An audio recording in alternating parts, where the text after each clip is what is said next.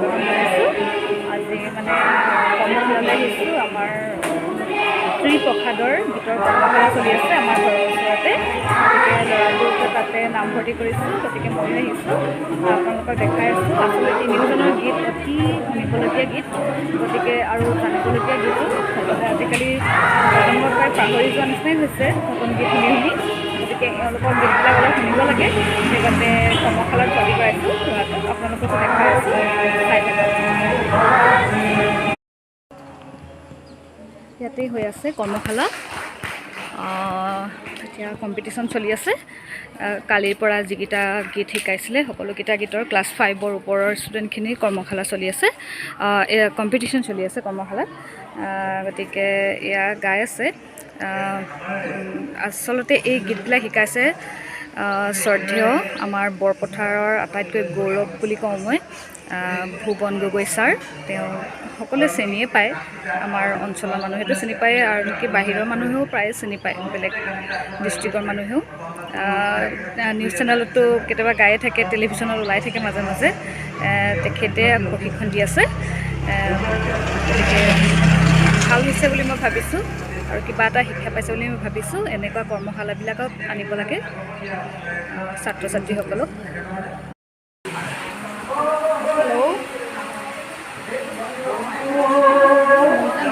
আমি কৰ্মশালাত আছোঁ, কৰ্মশালা চলি আছে।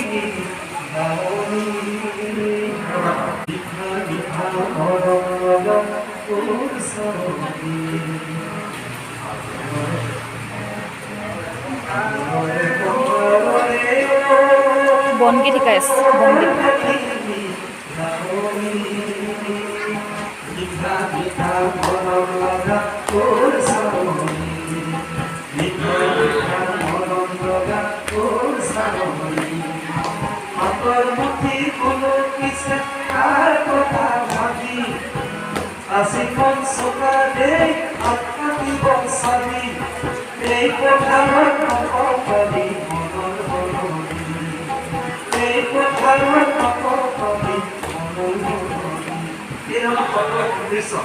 ৰোৱনী গাঁৱলী হালোৱা গৰখীয়া গৰু মহ পথাৰ এই ধৰণৰ মাছ মাছ পুঠি কৰিবলৈ এই ধৰণৰ শব্দবিলাক ঠাণ্ডা হ'ব লাগিব। আৰু বনগীতবিলাক ইয়াত ছাৰে ভুৱন গগৈ ছাৰে বনগীতৰ বিশেষত্বৰ বিষয়ে কৈ আছে। বিশেষত্ব মানে বনগীত এটা হ'বলৈ হ'লে কি কি থাকিব লাগিব গীতটিত, কিহৰ মানে বিশেষভাৱে কি কি মানে পৰিৱেশৰ বিষয়ে বৰ্ণনা থাকিব লাগিব, তাৰ বিষয়ে কৈ আছে। সঁচাকৈয়ে বৰ সুৱদী সুৰীয়া এই গীতবোৰ।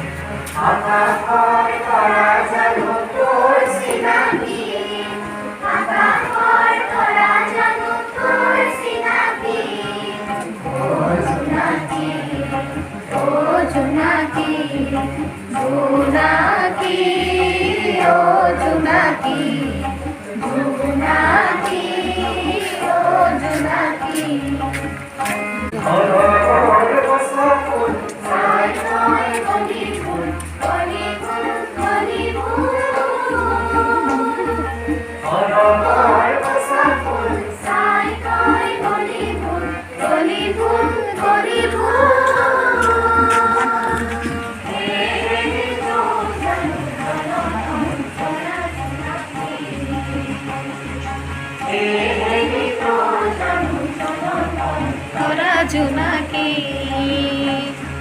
জোনাকী অ জোনাকী জোনাকী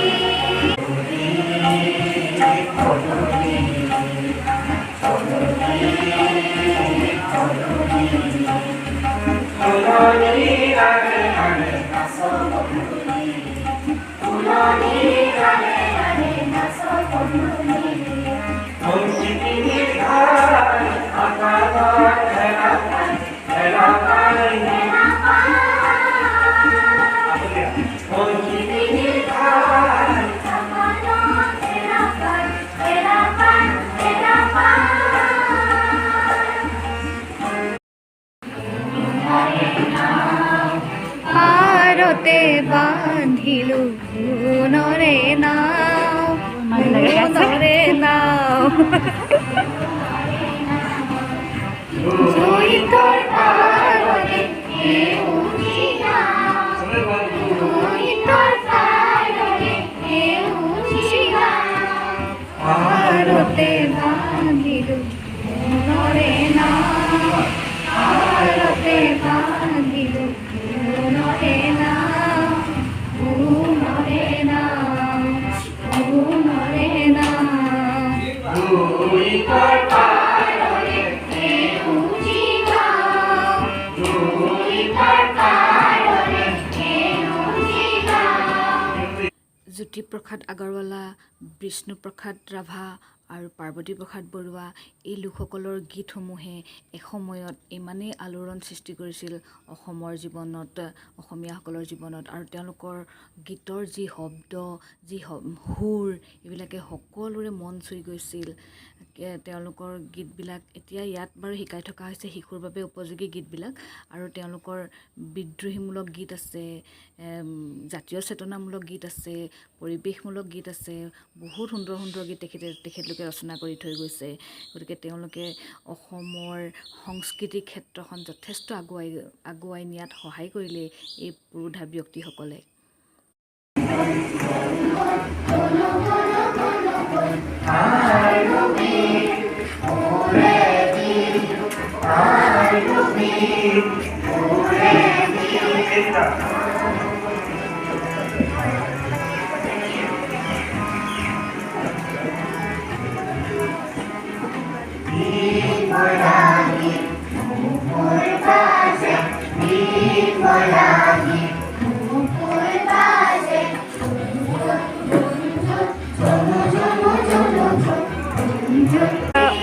ৰাভা সংগীত গাই আছে, বিষ্ণুপ্ৰসাদ ৰাভাদেৱৰ গীত শিকাই আছে সকলোকে।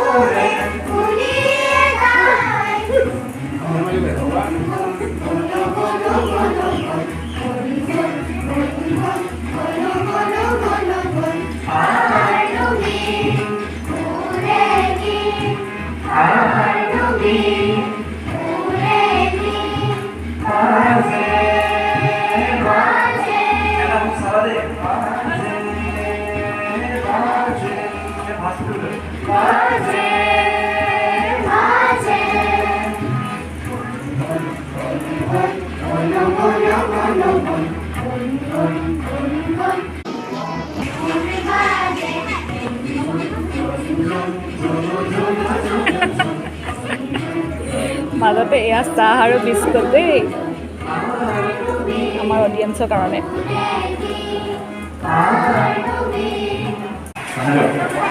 ইয়াত এতিয়া কম্পিটিশ্যন হ'ব কালিৰ পৰা আজিলৈকে শিকোৱা গীতবিলাকৰ। ক্লাছ 5ৰ পৰা ওপৰৰ ষ্টুডেণ্টখিনিকহে কৰাব দেই, সৰুখিনিক নহয়।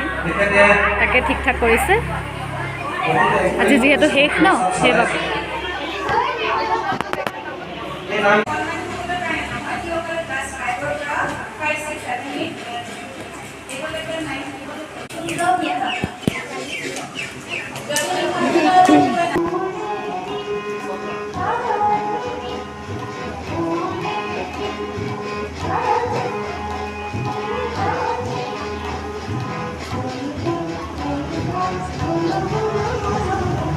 কম্পিটিশ্যনখনিত যেহেতু আগদিনাখনিৰ পৰা শিকাই থকা ষ্টুডেণ্ট আৰু যিবিলাক 5ৰ পৰা ওপৰৰ ষ্টুডেণ্ট তেওঁলোকে 5ৰ পৰা দিছে বাৰু গাবৰ বাবে তেওঁলোকে সঁচাকৈ বৰ সুন্দৰকৈ শুনি প্ৰাণী শিকিলে আৰু বৰ ধুনীয়াকৈ গাইছে আৰু এই ক্ষেত্ৰত প্ৰধানকৈ ভুৱন গগৈ ছাৰ এই ছাৰে যিবিলাক গীত শিকালে নহয় মানে প্ৰায় শুনি নোপোৱা গীতেই আমিও শুনিছোঁ পাৰ্বতী প্ৰসাদ বৰুৱাৰ গীতো শুনা হয় বহুত বেছিও শুনা নহয় তথাপিতো এখেতে যিবিলাক গীত শুনাই শিকালে ৰাভা সংগীত শিকালে জ্যোতি সংগীত শিকালে এই গীতবিলাক মানে যিকেইটা এই দুদিনত যিকেইটা কৰিব পাৰিলে প্ৰায় বৰ সুন্দৰ গীত শিকালে আৰু সকলোৱে শুনি ভাল লগা আৰু প্ৰায় শুনি নোপোৱা মানে পুৰা প্ৰচলিত নহয় মানে অকণ আনকমন টাইপৰ গীতকেইটা শিকালে ভাল লাগিলে সেইকাৰণে আৰু ছাৰলৈ অশেষ ধন্যবাদ তেওঁ ইমান কষ্ট কৰি ছাত্ৰ ছাত্ৰীসকলক শিকাইছে এই গীতবিলাক আৰু এনেকুৱা ধৰণৰ প্ৰগ্ৰেমবিলাকত অংশগ্ৰহণ কৰিবলৈ পাই মোৰ সন্তানকো অংশগ্ৰহণ কৰাবলৈ পাই মই সুখী হৈছোঁ আৰু কৰ্মশালাৰ শেষত সকলোবিলাক ছাত্ৰ ছাত্ৰীক একেলগ কৰাই এটা সমবেত গীত গোৱাই ৰাভা সংগীতটোৱে গোৱাই সকলোৱে গায় বৰ ভাল লাগে শুনি এতিয়া পিছত দেখাম ভিডিঅ'টো শেষত আছে চাই থাকিব আপোনালোকে আৰু কিনো ক'ম বহুত ভাল লাগে